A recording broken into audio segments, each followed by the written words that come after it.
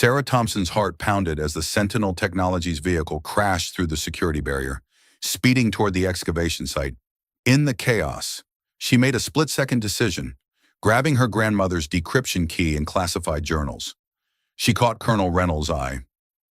"This way," she whispered urgently, slipping away from the farmhouse toward the forest. Decades ago, Eleanor Thompson had prepared for exactly this moment when powerful forces would come hunting for technology that could change modern warfare forever. As military security engaged the corporate intruders, Sarah led the colonel through dense undergrowth toward a hidden cave only a Thompson would know. Inside the secret sanctuary lay the final piece of her grandmother's brilliant safeguard, a mathematical trap ensuring that technology without ethics would destroy itself. The race was on to protect a 70-year-old secret that remained dangerously relevant in today's world. If this remarkable story of buried secrets and forgotten heroes intrigues you, make sure you're subscribed to our channel for more extraordinary historical discoveries. Hit that like button and notification bell so you never miss the truth that lies just beneath the surface. The morning sun cast long shadows across Oak Ridge Farm as Sarah Thompson guided her bulldozer through the dense eastern forest. Each fallen oak revealed decades of Montana history, in its rings a record of droughts, fires, and harsh winters that had shaped this land. At 28, Sarah hadn't expected to be here, clearing trees on the family property she'd once been so eager to escape. The irony wasn't lost on her after earning an environmental science degree and building a promising career in Seattle. She'd returned to the very soil she'd spent years trying to leave behind. "Dad always said this eastern section was sacred ground," she muttered, wiping sweat from her brow as she maneuvered around a particularly massive oak. But he never explained why. Oak Ridge Farm stretched across 200 acres of rolling Montana countryside, its weathered red barn and fields of wheat, barley, and alfalfa, representing 4 generations of Thompson family heritage. Sarah had inherited it all following her father's unexpected death last winter: the crops, the equipment, the mortgage, and the responsibility for keeping the family legacy alive in an era when small farms were vanishing into corporate agriculture. The transition from environmental consultant at a prestigious Pacific Northwest firm to full-time farmer hadn't been easy. Sarah approached agriculture with the analytical mindset that had made her successful in her previous career, searching for ways to make the struggling operation profitable again. With commodity prices falling and property taxes rising, the farm's finances were precarious at best. "The eastern forest has to go," she decided after reviewing the books for the 3rd time that month. 40 acres of potential cropland just sitting there doing nothing. Her father, like her grandmother Eleanor before him, had always insisted the eastern forest remain untouched. "That land stays as it is," he'd declare whenever Sarah questioned the decision during her visits home. "Your grandmother's wishes, some things are better left undisturbed." But sentiment couldn't pay the bills. The bank had made it clear: either increase production or prepare to sell. So here she was, clearing the land her family had protected for generations, feeling like a traitor with every tree that fell. The bulldozer blade struck something with a jarring metallic clang, nearly throwing Sarah from her seat. The resistance was nothing like a root system or boulder. This was manufactured, human-made. "What the hell?" she muttered, backing the machine away. Years of environmental site assessments had taught her caution around unexpected objects. Old farms often contained forgotten equipment, underground storage tanks, even unmarked family cemeteries. Climbing down from the cab, Sarah grabbed a shovel from her truck and began carefully clearing soil around the obstruction. As she dug, her confusion deepened. The object was aluminum, curved in a way that reminded her of "no way." She whispered as more emerged from the dirt. "That can't be." 3 hours of careful excavation revealed what was unmistakably an aircraft wing, its once gleaming surface now corroded and covered in decades of soil and decaying vegetation. As Sarah continued to clear away the earth, more of the aircraft emerged: a bent propeller, the remains of an engine block, and finally the partially crushed fuselage bearing faded U.S. military markings. "A World War II fighter plane," she said aloud, though there was no one to hear her. Her grandfather James had served in Europe during the war, but he'd been Army infantry, not Air Force. There were no military airfields within hundreds of miles of Oak Ridge Farm. How had a warplane ended up buried on Thompson land? The fading light warned of approaching dusk as Sarah made her most startling discovery. Carefully clearing debris from what remained of the cockpit area, she found a metal case fused to the aircraft's frame. Unlike the surrounding metal, this case appeared to be made of a different alloy that had better resisted corrosion. It was secured with a complex locking mechanism and bore official military markings, along with a name stenciled on the side that made her pulse quicken. CPTE Thompson. Eleanor Thompson, Sarah whispered. Grandma. Eleanor Thompson had passed when Sarah was 12, leaving behind a legacy as the backbone of Oak Ridge Farm. Family lore painted her as a determined woman who had kept everything running while Grandpa James served in Europe during World War II. When he returned, they'd worked side by side until his death in 1972, after which she'd run everything herself until Sarah's father took over in the 1990s. But Eleanor had been a farmer, not a military captain. She'd never mentioned any involvement with aircraft or classified materials. Her wartime role, as understood by the family, had been limited to managing the farm and participating in local agricultural support efforts. Night had fallen by the time Sarah completed her initial documentation of the site. Using her phone, she photographed every aspect of the aircraft in the mysterious case, careful not to disturb anything further. A lifetime of respecting proper procedures, first instilled by her grandmother and reinforced through her environmental science training, led her to contact the county sheriff's office rather than attempting to open the case herself. "I've found what appears to be a World War II military aircraft buried on my property," she reported, trying to keep her voice steady. With what looks like classified material still inside, the dispatcher took down the information efficiently. "We'll notify the appropriate federal authorities. Miss Thompson, please don't disturb the site further until officials arrive." "Of course," Sarah agreed. "When should I expect someone?" Hard to say with these things. Could be days. Sarah spent a restless night researching World War II aircraft and military operations in Montana. Finding nothing in the historical record about training flights or crashes in Madison County, the mystery deepened when she reviewed her grandmother's journals. Noticing for the first time a conspicuous gap in the entries between April 1944 and December 1944, precisely during the period when Allied forces were making critical advances in Europe. "I always assumed she was just too busy with harvest to write," Sarah mused, running her fingers over the leather-bound volumes. "But now I wonder if there was another explanation for her silence." Dawn broke over Oak Ridge Farm with an unusual disturbance. Sarah, who had finally fallen asleep in the early morning hours, was awakened by the sound of vehicles approaching on the rarely used East Access Road. Looking out her bedroom window, she saw a convoy of unmarked black SUVs and military-style trucks making their way toward the crash site she had discovered the previous day, hastily pulling on work clothes. Sarah rushed outside to intercept the unexpected visitors. By the time she reached the eastern field, a dozen individuals in specialized gear were already establishing a perimeter around the partially excavated aircraft. Their uniforms bore no standard military branch insignia, but their organized efficiency clearly indicated professional training. "Excuse me," Sarah called out, approaching what appeared to be the team leader. "This is private property. I'm Sarah Thompson, the owner." A tall man with close-cropped silver hair turned to face her. "Colonel William Reynolds, Defense WWII Accounting Agency," he introduced himself, extending a government identification card. "We're responding to your report about a discovered military aircraft. I need to ask you some questions about this site. Miss Thompson?" Sarah was taken aback by the speed and scale of the response. "I only called the sheriff last night. How did you mobilize a team this quickly?" Colonel Reynolds' expression remained neutral. "Certain keywords in your report triggered immediate notification protocols. World War II aircraft with potential classified materials falls under our jurisdiction for recovery and identification."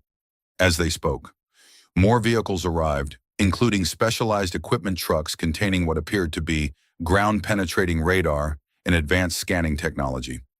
A separate team began unloading preservation materials designed for recovering fragile historical artifacts.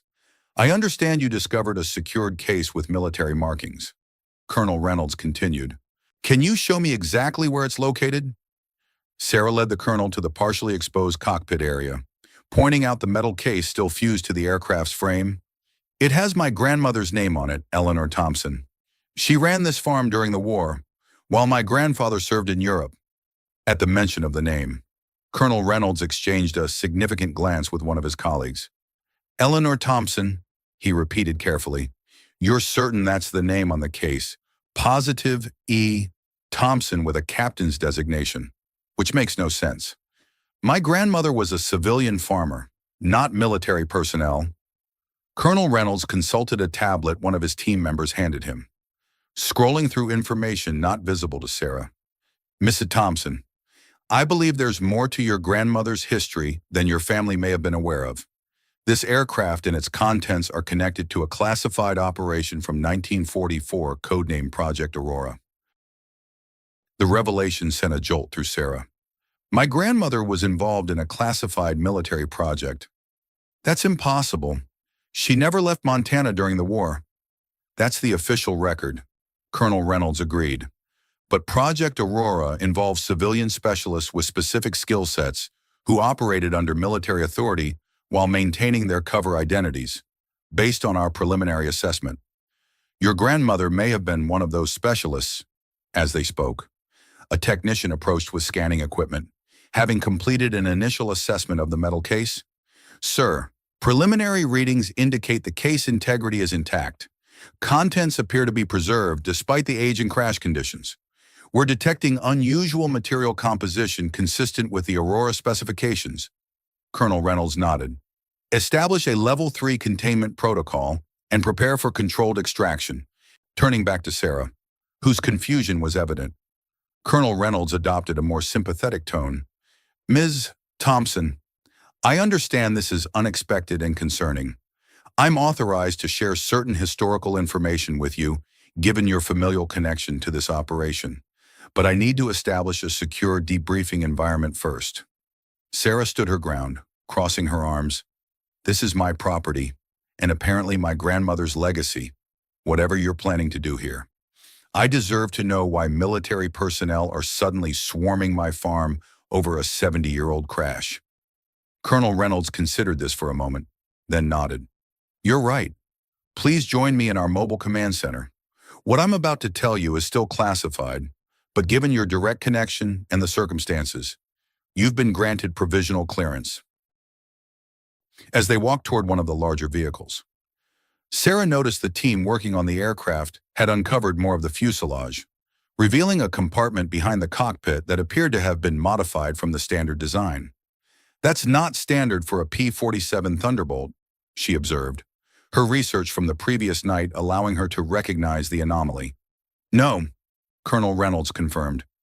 This aircraft was specially modified for Project Aurora. Only 12 were converted, and until today, we believed all were accounted for. Finding the missing 13th aircraft is historically significant in itself, but if the case contains what we suspect, this discovery has implications beyond historical documentation. Inside the mobile command center, screens displayed real-time data from the scanning equipment surrounding the crash site. Maps of the property overlaid with geological surveys and historical aerial photographs covered one wall, while another showed what appeared to be personnel files from the 1940s. Colonel Reynolds gestured for Sarah to sit at a small conference table, then activated a security protocol that created a sound-dampening field around them. What I'm about to share with you would normally require extensive background checks and security clearances, given the circumstances and your grandmother's involvement. We're expediting the process. Sarah leaned forward, her scientific curiosity overcoming her initial alarm. What exactly was Project Aurora, and how was my grandmother involved? Colonel Reynolds pulled up a historical file on a secure tablet.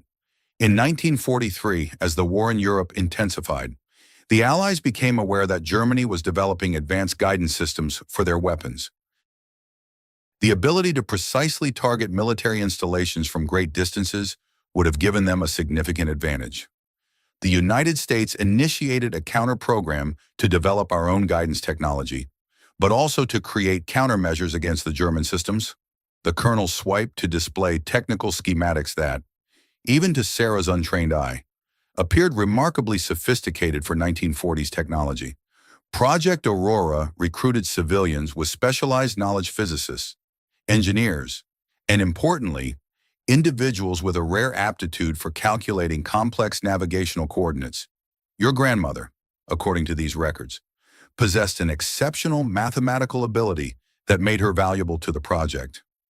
Sarah shook her head in disbelief. My grandmother was good with numbers. Sure, she kept immaculate farm records, but some kind of mathematical genius. That's not part of any family story I've ever heard. Many of the civilian specialists were chosen precisely because they appeared ordinary. Colonel Reynolds explained, Eleanor Thompson maintained her cover as a farmer while periodically receiving specialized training and conducting calculations crucial to the project. Her work was disguised as agricultural planning meetings and Women's Land Army coordination. The researcher pulled up a black and white photograph showing a group of people in civilian clothes standing before a chalkboard filled with complex equations. In the corner, partially obscured but unmistakable, stood a younger version of the woman from Sarah's family photographs, Eleanor Thompson. This is from a training session in 1943, Colonel Reynolds explained. Your grandmother was part of a network of civilian mathematicians whose calculations were essential to the development of early electronic navigation systems. These systems eventually evolved into what we now know as GPS technology. Sarah stared at the image, trying to reconcile this revelation with the grandmother she had known, a practical farmer with calloused hands and a no-nonsense approach to life. Why keep this secret for so long? The war ended over 70 years ago. Project Aurora achieved breakthroughs that remained classified well into the Cold War, Colonel Reynolds explained. Additionally, the civilian specialists were given permanent cover identities to protect them from potential Soviet interest in their expertise. Your grandmother's contribution to military technology advancement was significant enough that maintaining her cover was considered a matter of national security. Sarah processed this information slowly, pieces of her family history rearranging themselves in light of these revelations. And the aircraft, the case with her name, how does that fit into this story? Colonel Reynolds's expression grew more serious. In late 1944, as Allied forces pushed toward Germany, 13 modified P-47s were dispatched carrying prototype navigation devices developed through Project Aurora. 12 reached their destinations in England, where the technology was implemented in bombing operations that significantly increased precision and reduced civilian casualties. The 13th aircraft, the one on your property, disappeared during a snowstorm while returning from a Canadian testing facility. The colonel pulled up a historical weather map showing a massive winter storm system covering the northern United States in December 1944. The pilot reported engine trouble near the Montana border, then all contact was lost, despite extensive searches. No trace of the aircraft or its cargo was ever found until now. Sarah's mind was racing. So this plane crashed on our farm during a snowstorm in 1944. But that doesn't explain why it was buried so thoroughly, or why my grandmother's name is on a classified case inside it. That, Colonel Reynolds said gravely, is what makes this discovery particularly sensitive, according to the original mission parameters. Your grandmother wasn't supposed to be involved in the transport phase of the project. Her name on that case suggests she may have either created the contents or was intended to receive them, neither of which aligns with the official record. Outside the command center, the recovery operation had intensified. Additional personnel had arrived, including what appeared to be historical preservation experts in specialized security teams. The crash site now resembled an archaeological dig, with carefully measured grids and preservation materials protecting the exposed aircraft components. Colonel Reynolds checked an incoming message on his tablet, then turned back to Sarah. The extraction team is ready to remove the case. Given your family connection, would you like to be present when we open it? Sarah didn't hesitate. Absolutely.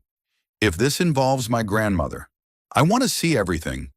As they exited the command center, Sarah noticed that the team had fully exposed the aircraft's identification numbers.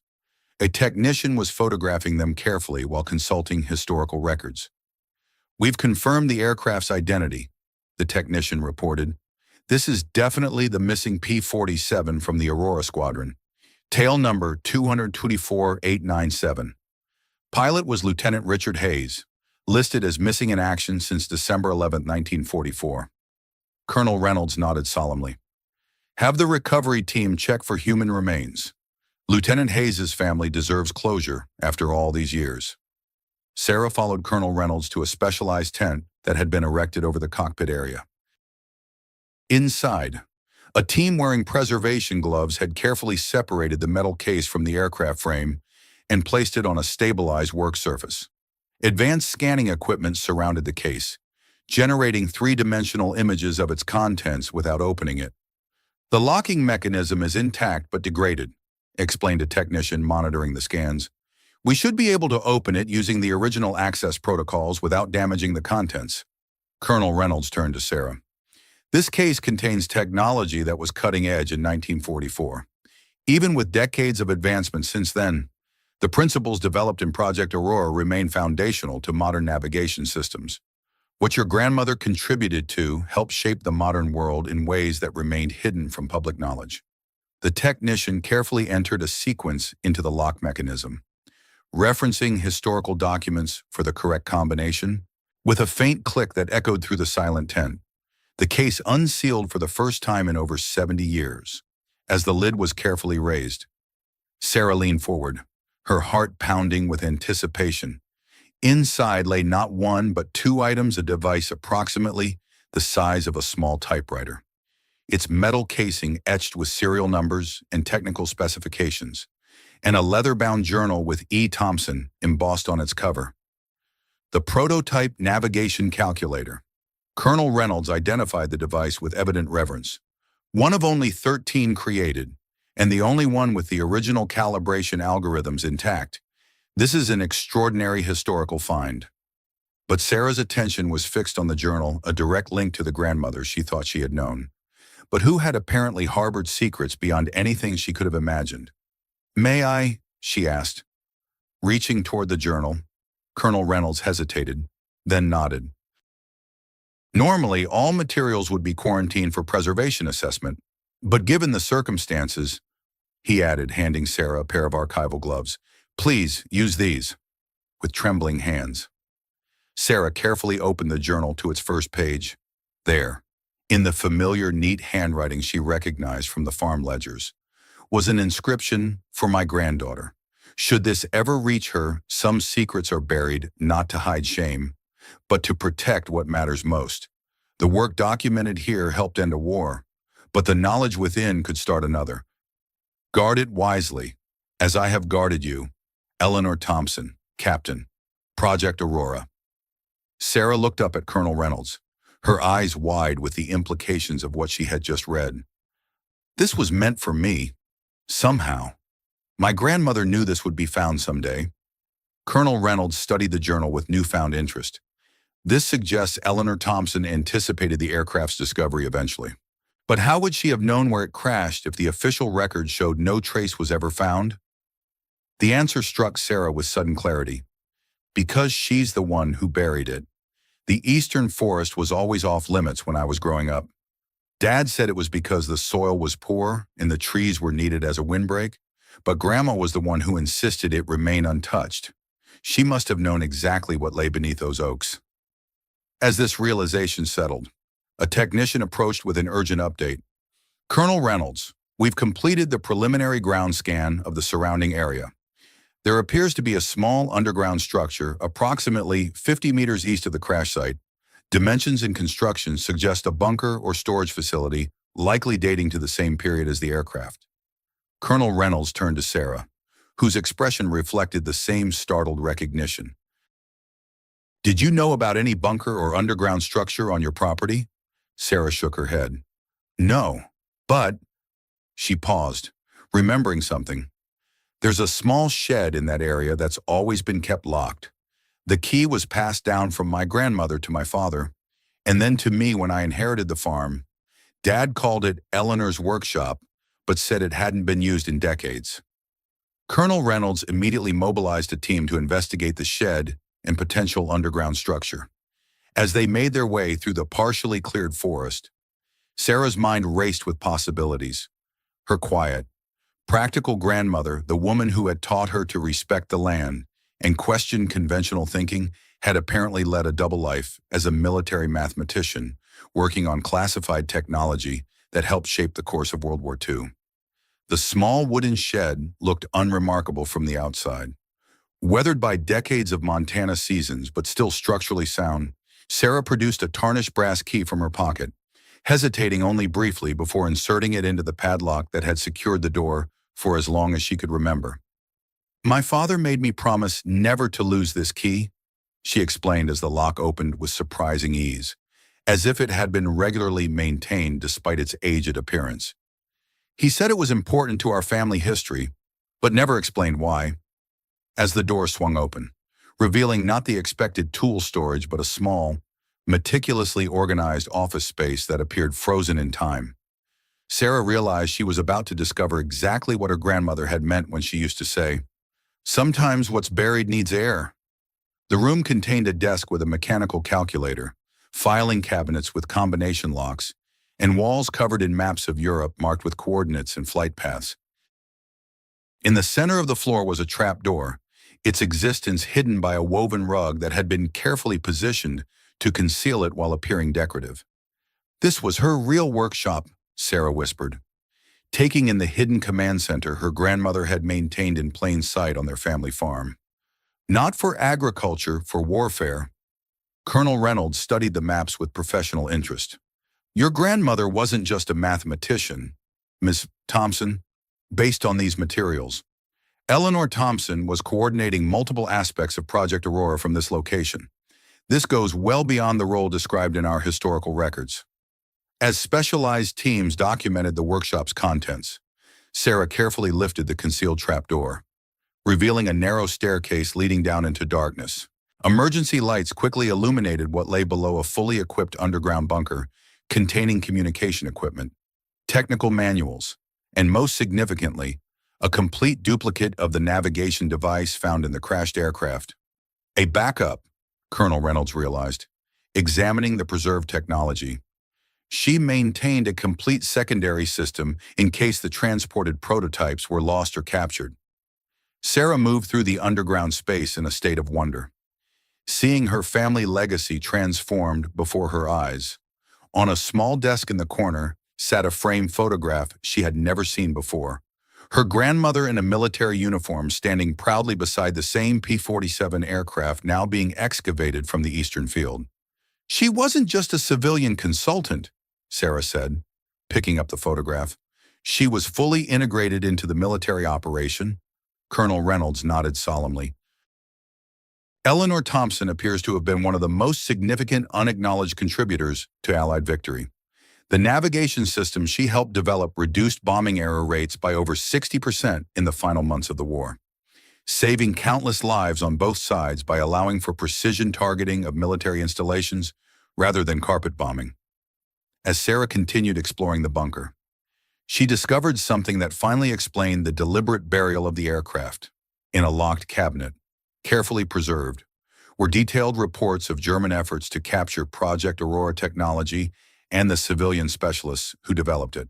One document, marked Most Secret, detailed the discovery and execution of two Project Aurora mathematicians in occupied France in early 1944. She buried the plane to protect herself and the technology, Sarah realized. If it had been discovered, it would have revealed her connection to the project and potentially made her a target. Colonel Reynolds reviewed the documents with grave interest. "According to these records, your grandmother received intelligence that German agents had identified several Aurora specialists operating in the United States. The crash may have been an opportunity to conceal both the technology and her involvement by creating a missing aircraft scenario." The implications were staggering. Eleanor Thompson, while maintaining her cover as a Montana farmer, had been engaged in high-level military intelligence work, making calculations that guided bombing runs, developing navigation technology that would influence decades of future innovation, and protecting classified information that could have changed the course of the war if it had fallen into enemy hands. As the day progressed and the full extent of the discovery became apparent, more specialized teams arrived at Oak Ridge Farm. Historical preservation experts cataloged every item in the workshop and bunker, while military historians eagerly studied the maps and technical documents that filled in crucial gaps in their understanding of wartime navigation development. For Sarah, each new revelation transformed her understanding of her family heritage. The farm she had inherited wasn't merely agricultural land passed through generations. It was the carefully maintained cover for operations that had helped shape modern history. Your grandmother's contributions remain classified because they continued to influence military technology well into the Cold War. Colonel Reynolds explained as they reviewed Eleanor's technical journals together. The principles she developed for calculating precise coordinates under varying atmospheric conditions became foundational to satellite navigation systems developed decades later. The journal Sarah had found in the metal case proved especially revealing. Beyond technical calculations and project notes, Eleanor had included personal reflections that showed the weight of her dual responsibilities maintaining the farm that supported the local wartime economy, while secretly performing work that directly influenced military operations overseas. I calculate coordinates by day that guide bombs to their targets. Eleanor had written in one entry from 1944, "By night, I pray for the men who fly the missions, including those whose faces I'll never know. The fields I tend feed a nation at war, while my equations help ensure those sacrifices won't be in vain. Few will ever know the true crop harvested from this Montana soil, not food, but the mathematics of victory." As evening approached, Sarah sat on her farmhouse porch, watching the continued activity around the crash site and workshop. The woman she had known as her practical, no-nonsense grandmother had been revealed as something far more complex, a mathematical prodigy who had used her exceptional abilities to serve her country while maintaining the family farm and protecting her community from the knowledge of the dangerous work concealed beneath its peaceful surface. Colonel Reynolds joined her, holding a formal document. "Miss Thompson, I've received authorization to share something with you. Your grandmother was posthumously awarded the Distinguished Service Medal in a classified ceremony in 1985. Your father was briefed on a limited basis about her service, though the full extent of her contributions remained restricted information." "Dad knew?" Sarah asked, surprised. "He never said anything." "According to our records, he honored her wish to maintain the family's public identity as farmers rather than drawing attention to her classified work. The workshop was to be preserved, but not accessed unless circumstances demanded it. Your father was entrusted with maintaining this secrecy until such time as the information could be safely revealed." Sarah considered this, remembering her father's insistence on leaving the eastern forest undisturbed and his careful maintenance of the locked workshop. He was protecting her legacy, just as she protected the country. Colonel Reynolds nodded. "And now that legacy passes to you, along with decisions about how it should be preserved going forward." As night fell over Oak Ridge Farm, Sarah Thompson found herself at a crossroads similar to ones her grandmother must have faced decades earlier, balancing the responsibilities of maintaining the family farm with newly discovered obligations to history and national security. The cleared trees that had led to this extraordinary discovery had literally unearthed not just a missing wartime aircraft, but a profound family legacy of service, sacrifice, and quiet heroism. "My grandmother always said that farming teaches you to look beyond the surface," Sarah reflected, watching as lights illuminated the continuing work at the crash site. "I never realized just how deeply that philosophy ran in our family." The crashed P-47 and its classified cargo had remained buried for over 70 years, protected by oak trees and family silence. Now exposed to the light of a new century, Eleanor Thompson's extraordinary contributions would finally receive the recognition they deserved. While her granddaughter began to understand that the true inheritance of Oak Ridge Farm extended far beyond its fertile soil and weathered buildings to encompass a legacy of courage, intelligence, and unwavering dedication to principles that transcended the boundaries of her Montana fields. As morning light filtered through the remaining oaks surrounding Oak Ridge Farm, Sarah Thompson stood at the kitchen window, coffee mug in hand, watching the methodical activity around the crash site. The initial shock of yesterday's discoveries had given way to a profound curiosity about her grandmother's secret life. Military personnel continued their careful excavation of the P-47 Thunderbolt, while another team cataloged the contents of Eleanor's hidden workshop and underground bunker. Colonel Reynolds approached the farmhouse, his crisp demeanor softened slightly by the events of the previous day. Sarah met him on the porch, offering a fresh cup of coffee, which the colonel gratefully accepted. "We've made significant progress overnight," Colonel Reynolds reported. "The navigation device is even more sophisticated than our historical records suggested. Your grandmother's mathematical innovations were at least a decade ahead of their time." Sarah gestured toward the eastern field. "Have you found any trace of the pilot, Lieutenant Hayes?" Colonel Reynolds nodded solemnly. "Human remains were recovered from the cockpit area. DNA testing will confirm, but personal effects suggest it is indeed Richard Hayes. His family has been notified that we may have finally located him after all these years." The weight of this human cost settled over Sarah. Beyond the technological discoveries and family revelations lay the stark reality of a young pilot who never returned home, whose fate had been concealed on her family's land for decades. "There's something else you should see," Colonel Reynolds said, extending a weathered leather wallet. "This was found in a sealed compartment of the aircraft. The preservation is remarkable." Sarah carefully opened the wallet to find military identification for Lieutenant Richard Hayes, alongside a faded photograph of a young woman standing before a farmhouse, unmistakably her grandmother. "Eleanor." "They knew each other," Sarah whispered, studying the image. On the back was handwritten, "Eleanor, my guiding star, forever. Richard." Colonel Reynolds watched Sarah's reaction carefully. "We've been reviewing your grandmother's journals from the workshop. It appears Eleanor and Lieutenant Hayes worked closely together on Project Aurora. Their relationship seems to have extended beyond professional collaboration." This unexpected connection sent Sarah back to her grandmother's journals with fresh perspective.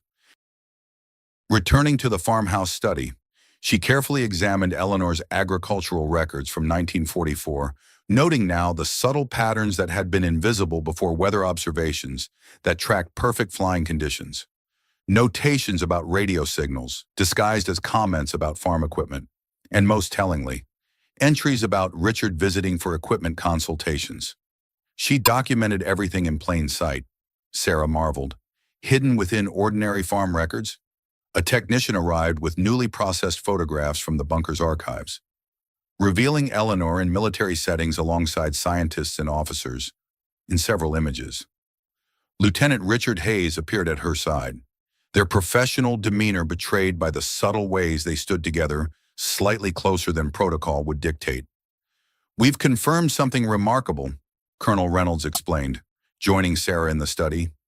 "According to declassified records, Lieutenant Hayes wasn't just a pilot. He had a mathematics background from Princeton and was selected specifically to test the navigation systems your grandmother helped develop. They were intellectual counterparts." This revelation transformed Sarah's understanding of the crashed aircraft. It wasn't merely a military transport that happened to fall on Thompson land. It represented a direct connection between her grandmother and the young pilot who carried her mathematical innovations into the war. Hayes was flying Eleanor's prototype directly to her, Colonel Reynolds continued. The mission logs indicate he diverted from his assigned route, possibly to deliver the device personally rather than through official channels. The snowstorm provided cover for this unauthorized detour.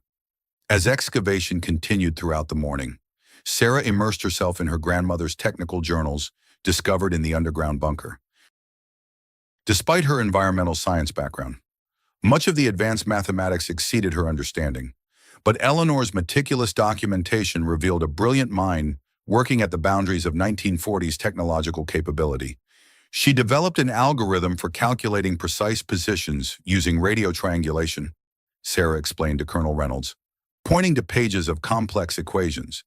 There are references to something called atmospheric compensation factors that apparently allowed for more accurate readings under variable weather conditions. Colonel Reynolds nodded appreciatively.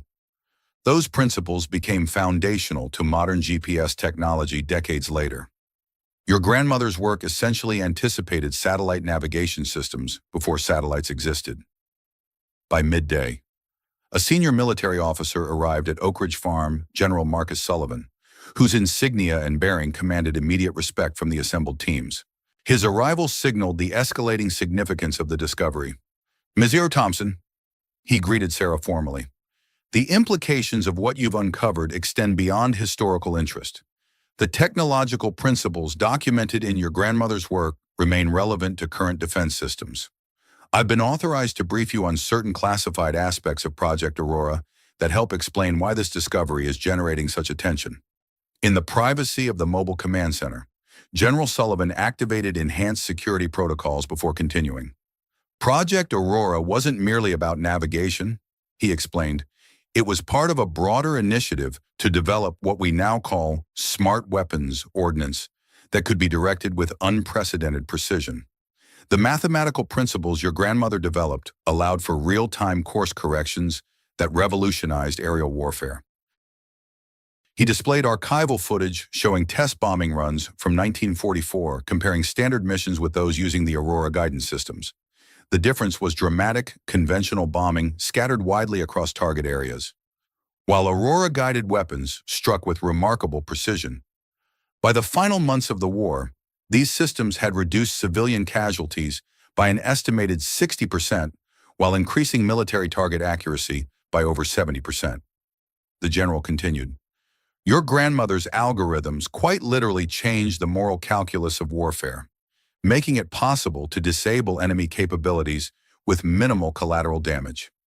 Sarah absorbed this information with growing awareness of her grandmother's ethical legacy. Eleanor hadn't just been a mathematician serving the war effort. She had fundamentally shaped how technology could make warfare more humane, even while making it more effective. The navigation device in that aircraft isn't just a historical artifact. General Sullivan concluded, "It contains the original algorithmic architecture that has influenced every precision guidance system developed since, in the wrong hands. It could still compromise certain aspects of current military technology." As the general spoke, a commotion outside drew their attention. A convoy of unmarked vehicles approached along the main road to Oak Ridge Farm, not military or government vehicles, but expensive black SUVs with tinted windows and corporate license plates. "Sentinel Technologies," a security officer reported, checking the approaching vehicles through binoculars. 3 vehicles, approximately 8 individuals. General Sullivan's expression hardened. "How did they know about this operation already?" "We've maintained strict information security." Sarah remembered something. "Yesterday, before I reported the crash, I took photos on my phone. They were automatically backed up to my cloud storage." She pulled up her account on a tablet, checking the access logs. "Someone accessed these images remotely last night from an IP address I don't recognize." The general immediately ordered enhanced security around the perimeter, while instructing his communications team to trace the unauthorized access. Sentinel Technologies specializes in reverse engineering historical military technology for modern applications, he explained to Sarah. "They've been particularly interested in Project Aurora for years." As security personnel moved to intercept the approaching vehicles at the property line, Colonel Reynolds pulled Sarah aside. "There's something you need to see immediately. We found it in a hidden compartment in your grandmother's desk in the farmhouse study." Colonel Reynolds carefully unfolded a sealed letter that had been preserved in a waterproof container. The envelope was addressed simply, "For my granddaughter, when the past returns," with trembling hands. Sarah opened the letter, recognizing her grandmother's distinctive handwriting. "My dearest granddaughter, if you're reading this, then what lies buried has finally surfaced.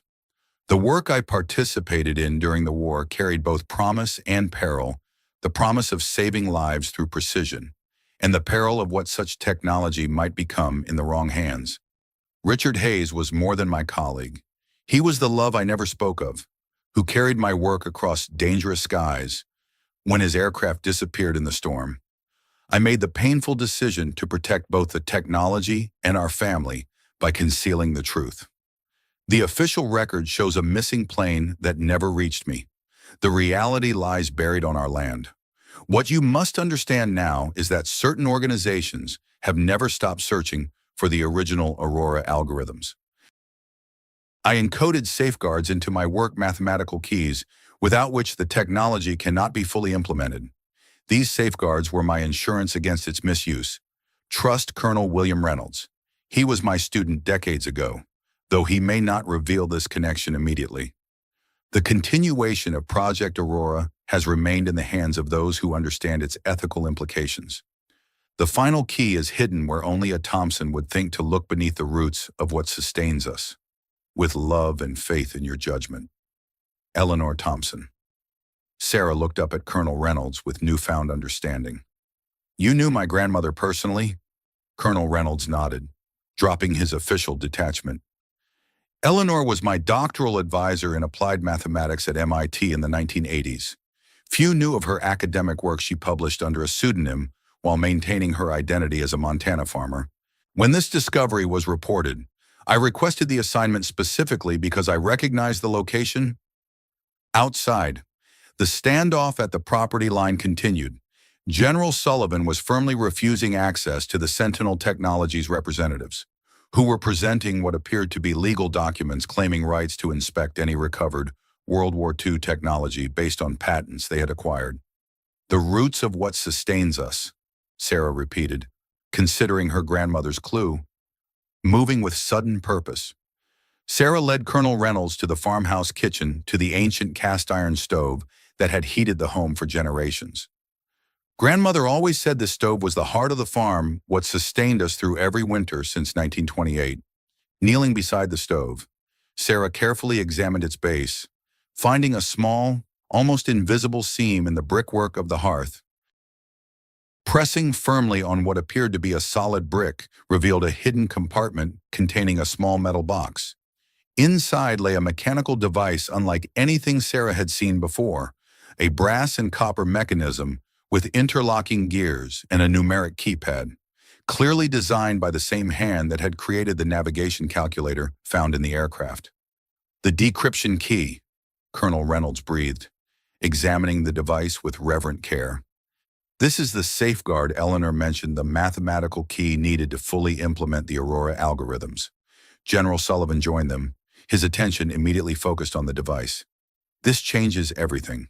Without this key, the navigation device is incomplete, its most advanced functions impossible to reverse engineer.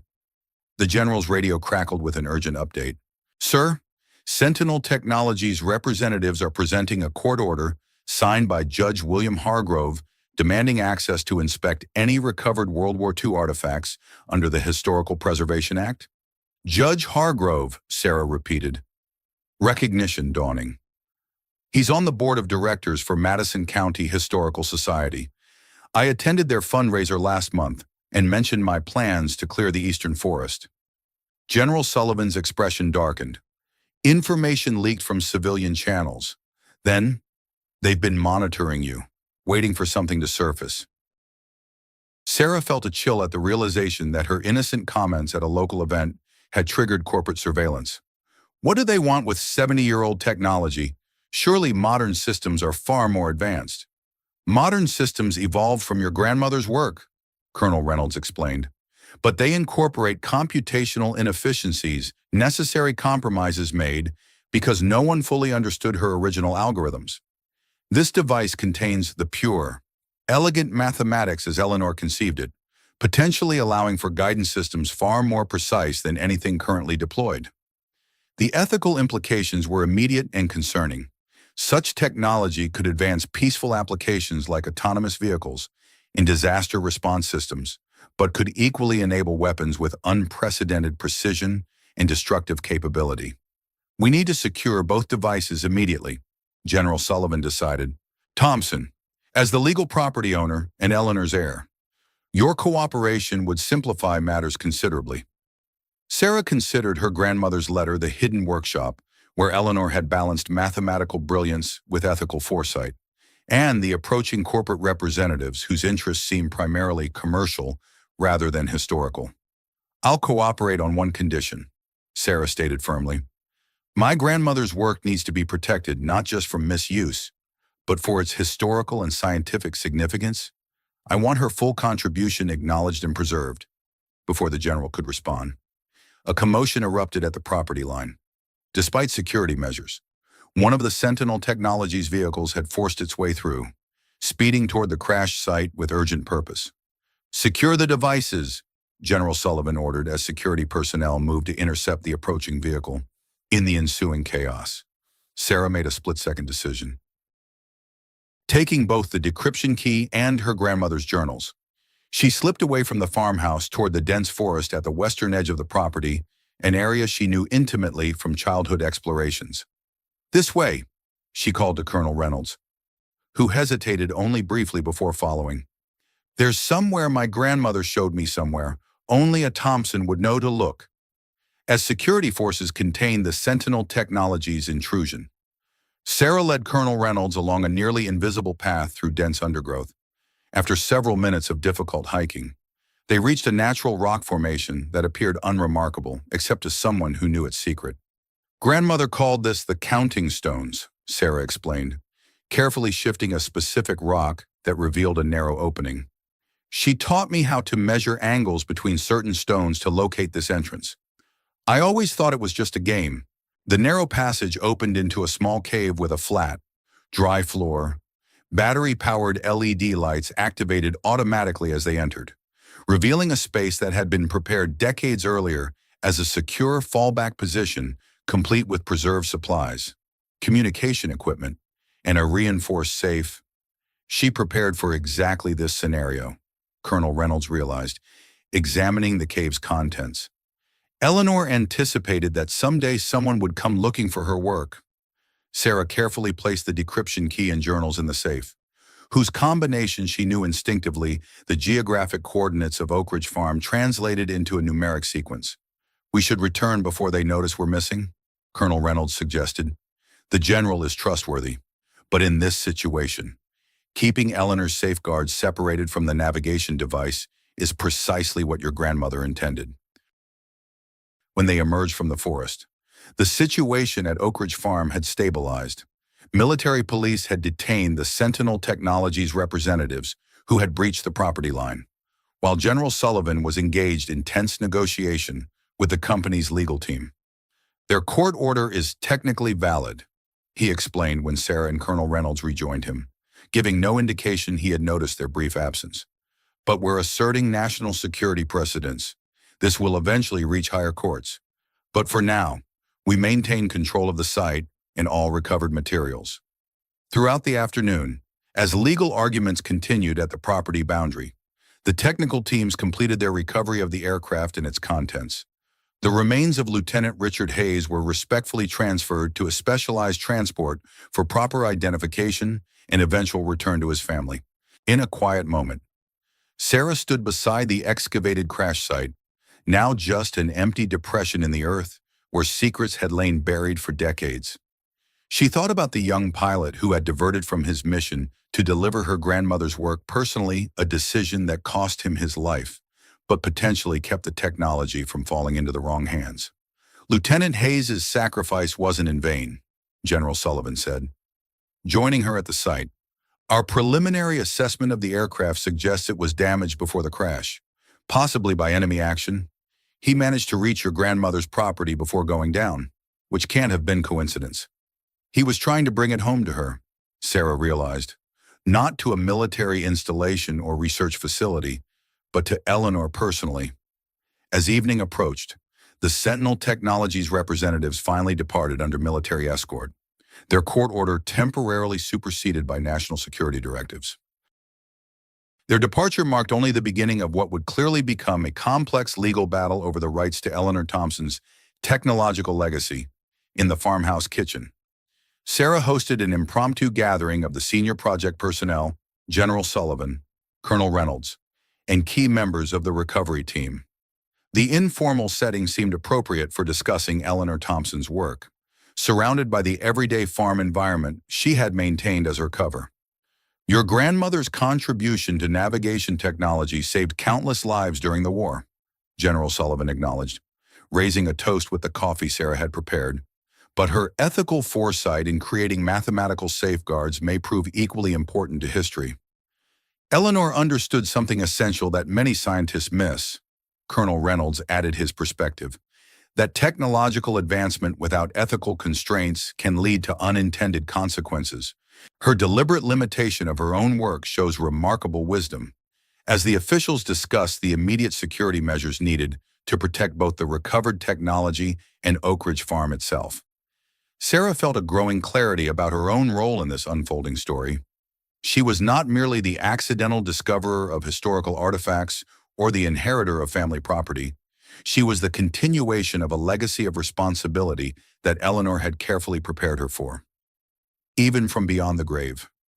"General," Sarah said, interrupting the technical discussion with newfound confidence, "I believe I understand what my grandmother intended. She didn't want her work destroyed or permanently hidden. She wanted it preserved but protected from misuse. The decryption key ensures that the technology can only be implemented with deliberate ethical consideration." The general studied her thoughtfully. "And what would you suggest happens now?" "Ms. Thompson, a partnership," Sarah proposed. "My grandmother's work should be studied and acknowledged publicly. Her mathematical brilliance deserving full recognition after decades of secrecy. But the complete implementation of her algorithms should require multiple authorizations, creating a system of checks and balances that prevents unilateral deployment." Colonel Reynolds smiled with evident approval. "That approach honors both Eleanor's scientific contribution and her ethical concerns. It's exactly what she would have wanted." As night fell over Oak Ridge Farm, temporary security lights illuminated the property while military personnel established a protective perimeter that would remain in place during the ongoing investigation. Sarah stood on the farmhouse porch, watching the stars emerge above the oak forest that had kept her family's secrets for so long.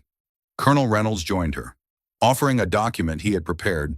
"I've drafted an initial proposal for the Eleanor Thompson Historical Technology Trust, a framework that would protect your grandmother's intellectual property while allowing for its studied application under ethical guidelines." Sarah reviewed the document, recognizing that it represented a path forward that balanced historical acknowledgement, scientific advancement, and ethical safeguards. "This feels right," she said simply, honoring both her genius and her foresight. Inside the farmhouse, on the kitchen table where generations of Thompsons had shared meals and made decisions that shaped their family's course, lay Eleanor's journals and technical documentation, a legacy finally emerging from shadow into light. Beside them, Sarah had placed the photograph of her grandmother with Lieutenant Richard Hayes, acknowledging the personal connection that had intertwined with history. "Tomorrow we'll begin the formal process of documenting everything for proper historical preservation," Colonel Reynolds explained. "Eleanor Thompson will finally receive the recognition she deserves in the scientific and military historical record." General Sullivan, preparing to depart for Washington with the secured navigation device, offered his final thoughts. "Your grandmother understood something essential about powerful technology, that how we choose to use our knowledge matters as much as the knowledge itself.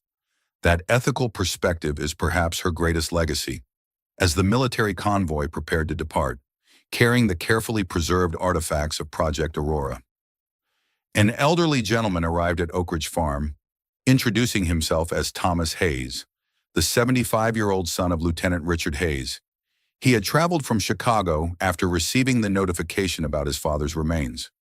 "I never knew him," Thomas explained as Sarah welcomed him into the farmhouse.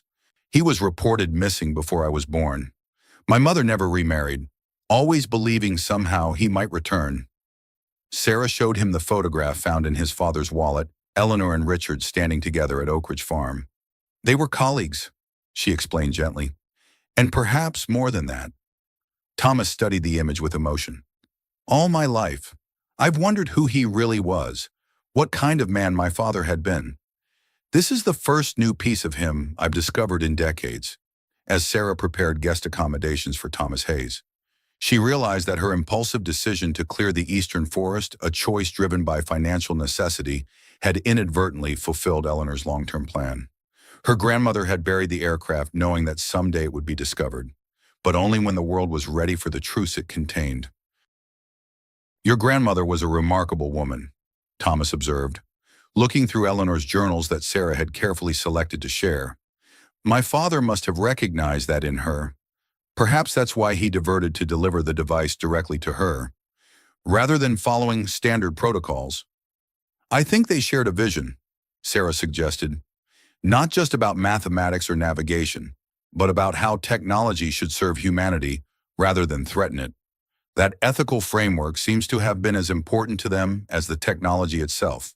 As Thomas settled in for the night, Sarah returned to the porch, contemplating the stars that had guided navigators for centuries before Eleanor's mathematical innovations made precision guidance possible. The same stars that Lieutenant Hayes had followed on his final flight to Oak Ridge Farm, carrying technology that would help end a war, but that Eleanor had recognized could also start new ones if misused. The cleared eastern forest now represented something profound to Sarah, not just expanded farmland or a historical discovery site, but a physical manifestation of Eleanor's philosophy that sometimes what's buried needs air. The trees had protected family secrets until the world was ready to receive them. Their removal had allowed truth to emerge when it could be properly understood and safeguarded. Sarah Thompson had begun the week as a reluctant farmer seeking practical solutions to agricultural challenges. She would continue as something far more complex, a guardian of dual legacy, cultivating both the fertile soil of Oak Ridge Farm and the ethical framework her grandmother had embedded within mathematical brilliance that had helped win a war while establishing principles for the peace that followed. The young woman who had once been eager to escape rural life for environmental science now recognized that her grandmother had been engaged in the most profound environmental stewardship of all, creating technology that could either harm or heal the world, and ensuring it would be governed by ethical principles that valued preservation alongside progress. Just as Eleanor had balanced her mathematical innovations with her commitment to the land that had both sustained and concealed her remarkable work. 3 weeks after the discovery that transformed Oak Ridge Farm from a simple agricultural enterprise into a site of historical significance, Sarah Thompson stood at the edge of the eastern field, watching new growth emerge where oak trees had stood for generations. Spring had fully arrived in Montana, bringing vibrant life to land recently exposed to sunlight for the first time in decades. Your grandmother would approve, Colonel Reynolds observed, joining Sarah in her morning inspection. The mathematician had remained at Oak Ridge as the official academic liaison for the Eleanor Thompson Mathematical Ethics Trust, helping bridge the worlds of classified military applications and public historical recognition. She understood the necessity of both clearing and cultivation, Sarah agreed, kneeling to examine the rich soil now prepared for planting. The land needs renewal, just as history needs reassessment. The weeks following the dramatic confrontation over Eleanor's technology had seen remarkable developments. The trust documentation Eleanor had prepared decades earlier had proven legally unassailable, creating a framework that balanced multiple competing interests while ensuring her ethical guidelines remain inseparable from her mathematical innovations. The first academic paper acknowledging your grandmother's contributions will be published next month, Colonel Reynolds reported, obviously with certain technical details classified, but establishing her rightful place in the historical record. And the technology itself, Sarah asked, though she already knew the answer through her position as principal trustee, being implemented exactly as Eleanor intended, with ethical constraints built directly into the algorithmic architecture. The Defense Department has officially recognized that the safeguards enhance rather than limit the technology's effectiveness.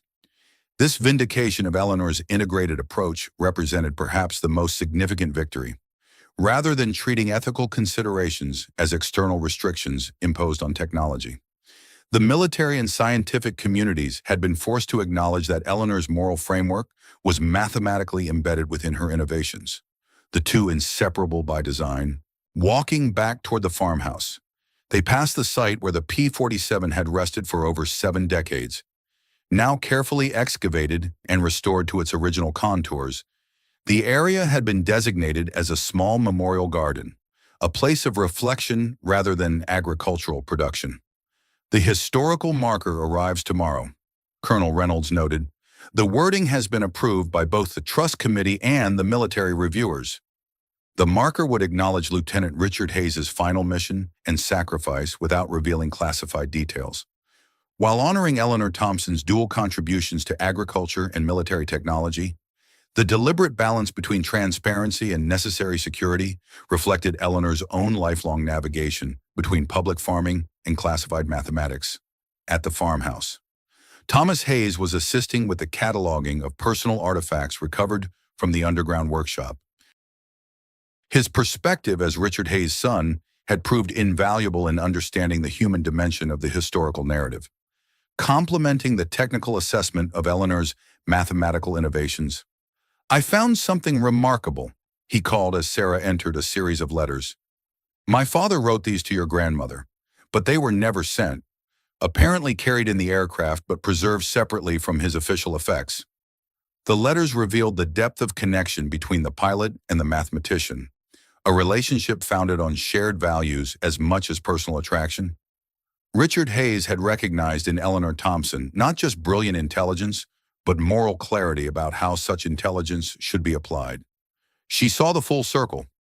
Thomas read from one letter, "From the mathematics of destruction to the algorithms of reconstruction, while others calculate merely to hit targets, Eleanor calculates to minimize innocent casualties, to preserve what must be rebuilt, to end the fighting more quickly with less suffering. Her equations contain more humanity than most philosophers' entire works." This perspective reinforced what had become increasingly clear through Eleanor's journals and technical documentation, that her ethical framework wasn't an afterthought, but integral to her mathematical approach. She had designed systems that accomplished military objectives while minimizing civilian impact, that balanced immediate tactical needs with long-term humanitarian considerations. "The Foundation is sending representatives next week," Colonel Reynolds reminded Sarah as they reviewed the ongoing implementation of the trust provisions. Their grant could establish the educational program permanently. This initiative, perhaps more than any other aspect of Eleanor's legacy, had captured Sarah's passion. The Eleanor Thompson STEM ethics program would bring students from across the country to Oak Ridge Farm, using the historical narrative of the mathematician-farmer as a framework for exploring the inseparable relationship between technological advancement and ethical responsibility. "We'll host the first group in the barn," Sarah decided, envisioning the historic structure transformed into an educational space without sacrificing its agricultural authenticity. They should experience the same balance Eleanor maintained theoretical principles applied in practical contexts. By midday, the farm welcomed an unexpected visitor, General Sullivan, now accompanied by the director of the National Science Foundation. Their arrival without prior notice suggested developments beyond the established trust protocols. "Ms. Thompson," the general greeted her formally, "something has emerged that requires your immediate attention as trustee, a situation that Eleanor Thompson apparently anticipated decades ago. In the privacy of the farmhouse study," he explained the urgent development. 3 days ago, a research team at the Sentinel Technologies Advanced Computing Lab made a breakthrough in quantum computing that allows for unprecedented processing speed. Their first application attempt was reconstructing the original Aurora algorithms from fragmentary historical records. Sarah immediately grasped the implications. "They're trying to bypass my grandmother's ethical framework by reverse engineering her mathematical principles without the safeguards." "Precisely," the general confirmed. "However, their implementation failed catastrophically, causing system-wide failures that damaged equipment worth millions. Their algorithms appeared mathematically sound, but collapsed under actual application stress." The National Science Foundation director elaborated, "Upon reviewing their approach, our specialists identified what appears to be a deliberate mathematical trap embedded in the fragmentary records, an elegant recursive loop that activates only when the algorithms are implemented without certain ethical constraint parameters." Sarah smiled in quiet appreciation of her grandmother's foresight. She created a mathematical immune system that rejects applications attempting to separate the technology from its ethical framework. "More than that," the general added with evident respect, "she apparently encoded a message within the failure sequence. When properly analyzed, the error pattern spells out in mathematical symbols, translatable to English Technology without conscience destroys itself. This revelation transformed what might have been a contentious confrontation into an opportunity for deeper collaboration. The Sentinel Technologies Lab, having experienced the consequences of attempting to circumvent Eleanor's integrated approach, now sought legitimate access through the trust framework she had established. They're requesting permission to study the complete algorithms. Ethical constraints included, under trust supervision, the general explained. This represents exactly the scenario Eleanor designed her trust to address, ensuring advanced applications of her work would maintain the moral framework she considered essential. As trustee, Sarah had authority to approve or deny such access. The decision required balancing advancement with protection. Innovation with responsibility, precisely the equilibrium Eleanor had maintained throughout her remarkable career. I'll approve conditional access, Sarah decided after careful consideration, with trust representatives monitoring implementation and mandatory integration of the ethical parameters. No component of the technology can be extracted or implemented separately. This decision set in motion a new phase of Eleanor Thompson's legacy, one that would influence cutting-edge quantum computing applications, while ensuring they remain governed by human-centered ethical considerations. The mathematics developed for wartime navigation would help guide humanity through the uncharted territories of artificial intelligence and autonomous systems. Late afternoon brought additional visitors to Oak Ridge Farm, representatives from the Smithsonian Institution, interested in creating an exhibition about civilian contributions to military technology during World War II. With Eleanor Thompson's story as a centerpiece, we envision an installation that captures the duality of her life, the curator explained. Walking the property with Sarah, the agricultural implements alongside mathematical tools, farming journals beside technical calculations, showing how she maintained both identities while ensuring each informed the other. This public recognition represented something Eleanor herself had never sought, but which Sarah now recognized as essential for inspiring future generations. The story of a farmer mathematician who embedded ethical considerations directly into technological innovation offered a powerful model for addressing contemporary challenges. The exhibition should emphasize that her ethical framework wasn't imposed externally, but integrated mathematically. Sarah insisted, that's the most important lesson for today's scientists and engineers. Moral considerations aren't limitations on technology, but essential components of truly advanced systems. As evening approached, Sarah hosted a gathering on the farmhouse porch, bringing together the various individuals now connected through Eleanor's legacy: Colonel Reynolds, Thomas Hayes, General Sullivan, and representatives from the academic, military, and historical preservation communities.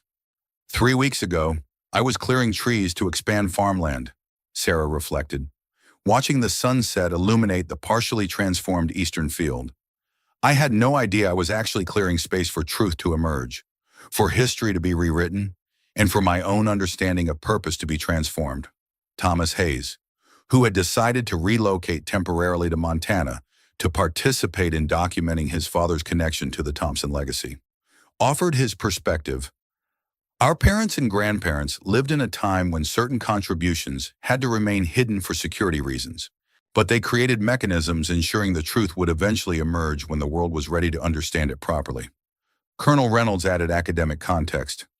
Eleanor Thompson represents a category of historical contributors we're only beginning to properly acknowledge, individuals whose work was deliberately obscured for security or social reasons, but whose innovations shaped technological development in profound ways.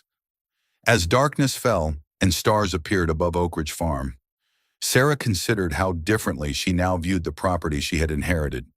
What had initially felt like a burden of responsibility, an obligation to maintain family land when she had planned a different career path, had revealed itself as something far more meaningful, a living connection to a legacy of balanced purpose. Eleanor understood something essential about innovation, General Sullivan observed, articulating what had become increasingly clear through study of her work. That technological advancement without ethical grounding becomes destructive not just morally, but functionally. Her mathematical safeguards weren't restrictions, but essential operating parameters. This principle had been dramatically demonstrated by the Sentinel Technologies Lab's failed attempts to implement the algorithms without their ethical components, resulting not in unrestricted capability, but in system collapse. Eleanor had encoded her moral framework so deeply into her mathematical innovations that they literally could not function when separated from their ethical foundations. The following morning brought a milestone in the unfolding story of Oak Ridge Farm's transformation. Construction crews arrived to begin converting the historic barn into the educational center that would host the Eleanor Thompson STEM ethics program while maintaining its authentic agricultural character. "We'll preserve the original structure completely," the historical architect explained, reviewing plans with Sarah. "The modifications focus on creating flexible learning spaces while honoring the barn's essential role in the farm's operation." This approach perfectly embodied Eleanor's own balanced perspective, recognizing that preservation and progress could coexist, that historical authenticity and contemporary purpose could strengthen rather than undermine each other. As workers began the careful renovation process, Sarah walked to the memorial garden being established at the crash site. There, landscapers were creating a contemplative space incorporating elements that symbolize both Eleanor's mathematical work and Richard Hayes's sacrifice patterns of plantings that subtly reflected the geometric principles underlying the Aurora algorithms. "We've incorporated native species that provide habitat for pollinators," the lead landscape designer explained. Knowing Sarah's environmental science background would appreciate this dimension, the garden will serve ecological purposes while honoring historical significance. This integration of multiple values within a single design decision reflected Eleanor's approach throughout her life, finding solutions that simultaneously address different dimensions of complex challenges rather than treating them as separate considerations. By midday, the official historical marker arrived for installation near the farm's entrance. The carefully crafted text acknowledged Eleanor Thompson as mathematician, farmer, an ethical innovator whose work transformed military navigation technology while establishing principles for the responsible application of scientific advancement. As the marker was secured in place, Sarah reflected on how this public acknowledgement represented just one facet of Eleanor's emerging legacy. Beyond historical recognition lay the ongoing implementation of her mathematical principles in contemporary technologies. The educational programs that would transmit her integrated approach to future generations, and the trust framework ensuring her ethical guidelines would govern applications she could never have imagined. Thomas Hayes joined Sarah as the installation crew departed, leaving them alone with the newly placed marker. "I've been thinking about what motivated them," he said quietly. "My father diverted from his mission, risking everything to deliver the technology directly to your grandmother rather than through military channels. He must have believed profoundly in her vision of how it should be governed. And she protected both his sacrifice and the technology by making the difficult decision to conceal the crash." Sarah added, "Not to hide the truth permanently, but to preserve it until it could emerge in the right context." This perspective had profound implications for Sarah's own decisions about the Eastern Field. While the crash site had been preserved as a memorial garden, the remaining cleared area presented an opportunity to implement sustainable agriculture practices informed by both Eleanor's traditional farming knowledge and contemporary environmental science. "I'm going to establish an experimental section," she decided, walking the boundaries of what had once been oak forest and would now become productive farmland. Applying regenerative agriculture principles that honor both the land's history and its future potential, this decision represented Sarah's own integration of seemingly separate aspects of her life, her environmental science training, her family's agricultural heritage, and the newly discovered legacy of balanced innovation that Eleanor had embodied. The Eastern Field would become not just productive farmland, but a living laboratory demonstrating how historical wisdom and contemporary science could work together. As afternoon brought increasing activity to Oak Ridge Farm military personnel continuing to document the underground bunker, construction crews beginning barn renovations, and agricultural specialists assessing soil conditions in the Eastern Field, Sarah retreated briefly to her grandmother's study, seeking quiet reflection amidst the transformation. Among Eleanor's personal effects recovered from the workshop, Sarah had discovered a small notebook, unlike the formal journals and technical documentation. This contained more personal reflections, Eleanor's private thoughts about maintaining her dual identity, and the emotional weight of her wartime contributions. I calculate blast radiuses by day, one entry read, and measure rainfall by night. I track bomber formations across European skies while monitoring corn growth in Montana soil. Some would see contradiction in these dual roles, but I find essential harmony. Both require understanding natural patterns, respecting the principles that govern our world, and recognizing that human intervention must work with these patterns rather than against them. This integration of scientific precision with natural stewardship perfectly articulated what had become increasingly clear through Eleanor's technical documentation, that her ethical framework wasn't imposed artificially on her mathematics, but emerged organically from her understanding of how complex systems function most effectively. A knock at the study door announced Colonel Reynolds, who entered with news from Washington. "The classified review has been completed," he reported. "Eleanor Thompson will receive posthumous recognition with the Presidential Medal of Freedom in a ceremony next month. As trustee, you'll accept on her behalf." This highest civilian honor represented formal acknowledgement of Eleanor's contributions at the national level, recognition delayed by decades of necessary security classification, but now possible through the trust framework she had established. "There's something else," Colonel Reynolds continued. "The investigation into Sentinel Technologies' attempts to access the technology has revealed that they obtained fragments of the original algorithms through questionable channels during the Cold War.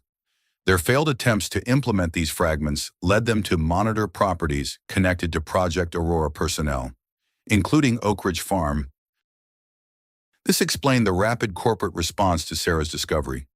Sentinel Technologies had been watching the property for decades, waiting for any indication that Eleanor's complete work might surface.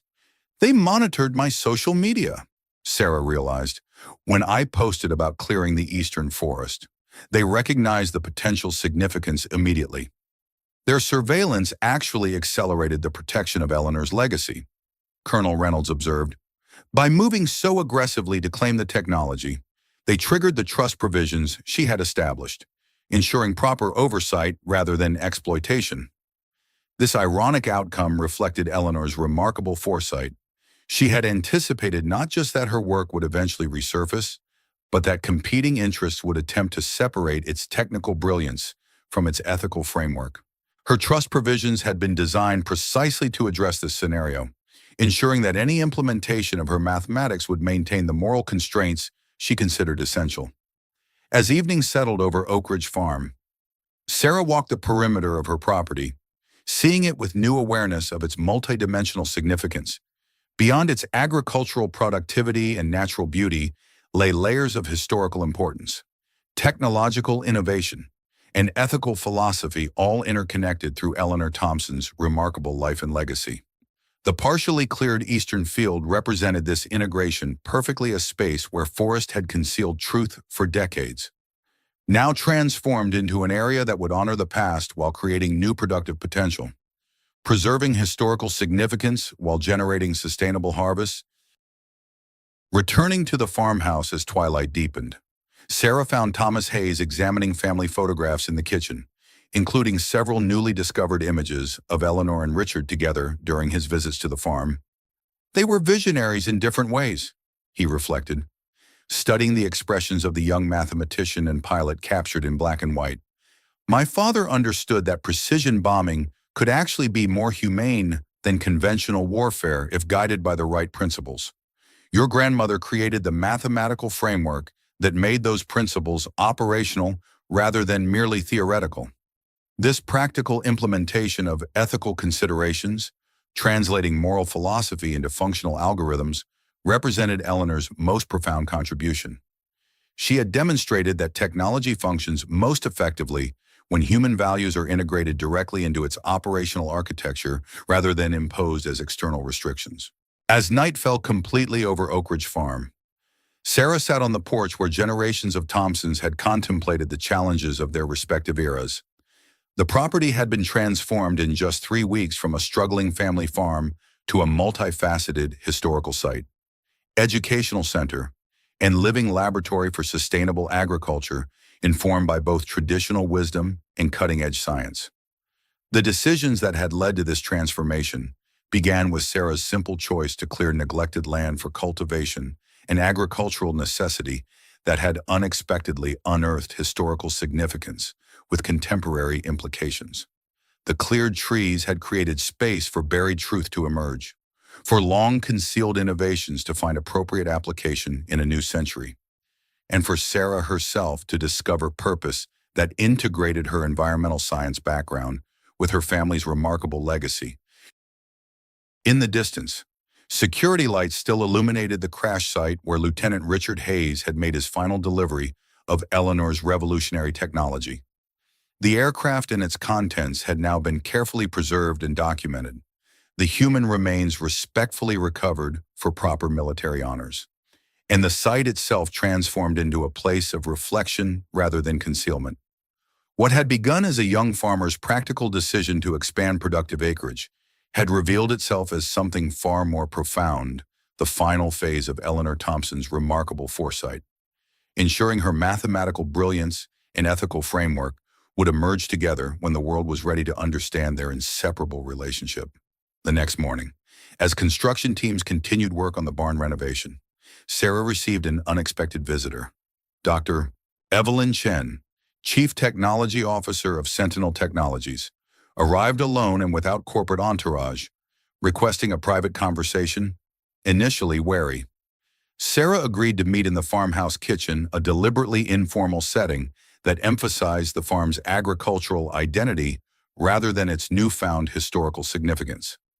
Colonel Reynolds joined them at Sarah's request, a quiet reminder of the trust's protective oversight. "I'm here in an unofficial capacity," Dr. Chen began, her expression more thoughtful than confrontational. "What I've come to say isn't Sentinel's official position, but something I feel compelled to share personally." Sarah remained cautiously silent, allowing the scientist to continue. "I was the one who led the failed attempt to reconstruct Eleanor Thompson's algorithms," Dr. Chen admitted. "I've spent 20 years studying fragmentary records of Project Aurora, believing we could reverse engineer the mathematical principles without fully understanding the ethical constraints Eleanor built into them." She placed a small flash drive on the kitchen table. "This contains our complete research data on the implementation failure. The mathematical trap your grandmother designed is the most elegant safeguard I've ever encountered, not a simple password or encryption, but a fundamental principle woven throughout the system that makes the technology self-destruct when applied without ethical constraints." "Why are you sharing this?" Sarah asked directly. "Because I've come to believe Eleanor Thompson was right," Dr. Chen replied. "The catastrophic failure of our systems wasn't just a technical setback, it was a profound lesson.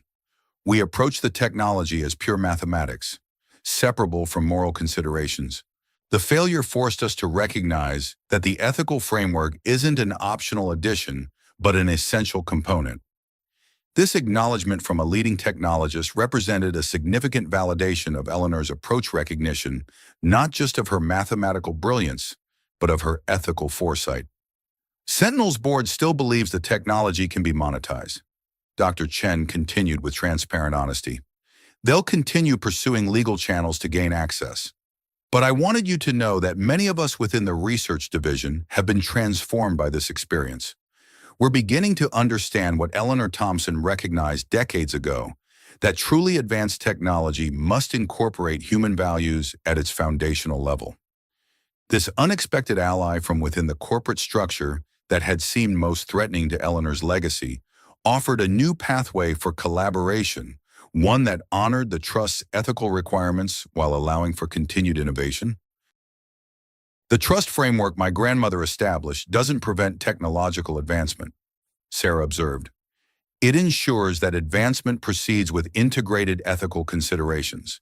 If Sentinel is willing to work within those parameters, there could be common ground." Dr. Chen nodded thoughtfully. "I'd like to propose exactly that: a research partnership that respects the trust conditions, while allowing us to explore applications Eleanor Thompson couldn't have imagined in her time." Colonel Reynolds, who had remained silent during the exchange, offered his perspective. The trust was designed to be adaptive while maintaining core principles. Eleanor anticipated that new applications would emerge, which is why she focused on embedding fundamental ethical constraints rather than specific technological limitations. By midday, this unexpected development had led to preliminary discussions of a potential research collaboration, one that would maintain the trust's authority while allowing carefully monitored exploration of Eleanor's mathematics in contemporary contexts.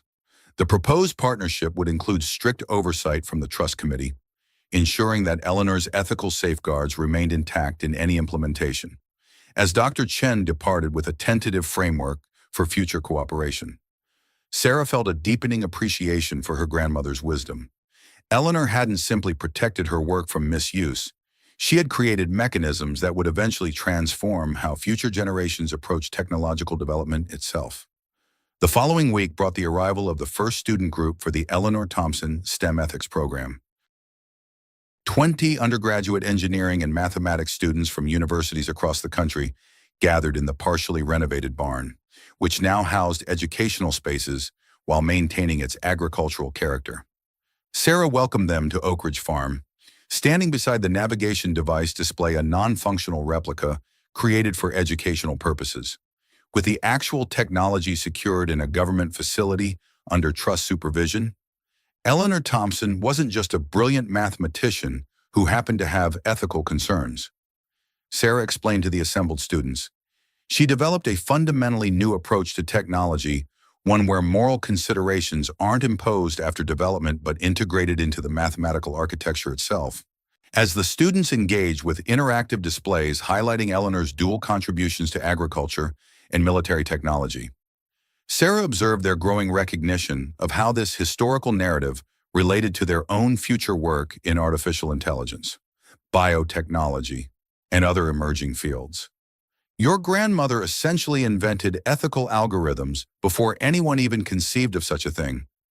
One doctoral candidate in computer science remarked, she was embedding moral frameworks into computational systems decades before ethics became a consideration in computer science. This historical perspective offered contemporary students a powerful model for their own innovations, demonstrating that technological advancement didn't require separating scientific progress from human values, but could integrate them as mutually reinforcing elements. Later that evening, after the students had departed for their accommodations in nearby Madison, Sarah sat with Thomas Hayes on the farmhouse porch, watching fireflies emerge over the eastern field where new crops were beginning to sprout. My father never lived to see how his final mission would eventually be understood, Thomas reflected. But I think he would be pleased to know that the technology he carried didn't just help end one war. It's now helping create a framework for how humanity approaches its most powerful innovations. They were both ahead of their time, Sarah agreed, not just in their mathematics but in their understanding of technology's relationship to human values. This multi-generational perspective brought deeper meaning to the transformations occurring at Oak Ridge Farm. The agricultural enterprise continued, fields were planted, livestock tended, equipment maintained, but these traditional farming activities now existed alongside educational programs, historical preservation, and cutting-edge research applications, all guided by Eleanor Thompson's integrated approach to knowledge and ethics. As the month progressed, preparations intensified for the Presidential Medal of Freedom ceremony. Sarah worked with military historians to finalize the public narrative of Eleanor's contributions, carefully balancing historical accuracy with necessary security considerations. The official citation would acknowledge Eleanor's dual role as mathematician and farmer, recognizing her as one of the unsung heroines whose civilian expertise had significantly influenced military outcomes. On the evening before her departure for Washington, Sarah visited the memorial garden at the crash site, now complete with native plantings arranged in subtle patterns, reflecting the mathematical principles Eleanor had pioneered. The simple stone marker acknowledged both Eleanor Thompson and Richard Hayes, their names linked by the shared vision that had brought them together and ultimately cost Richard his life. I think I understand now.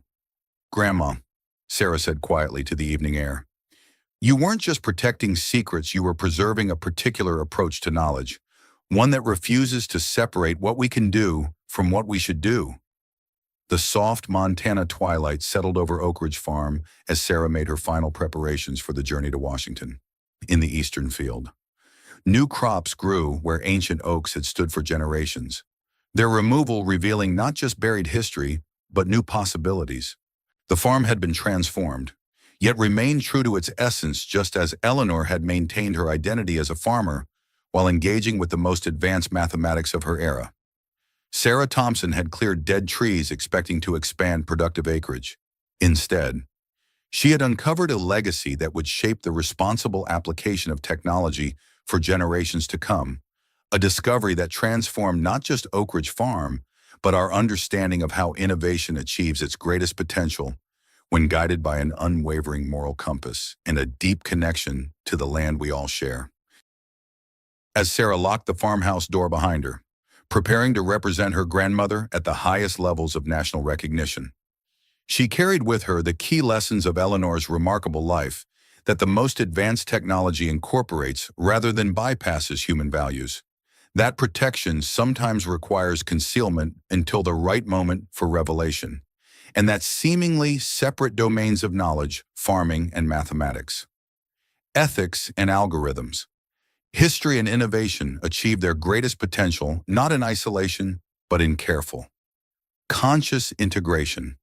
The eastern field, now planted with experimental, sustainable crops, stood as living testimony to Eleanor Thompson's integrated vision, a space where truth had been buried for decades, waiting for the right moment to emerge into the light of a new century that might finally be ready to understand the inseparable relationship between technological power and ethical responsibility.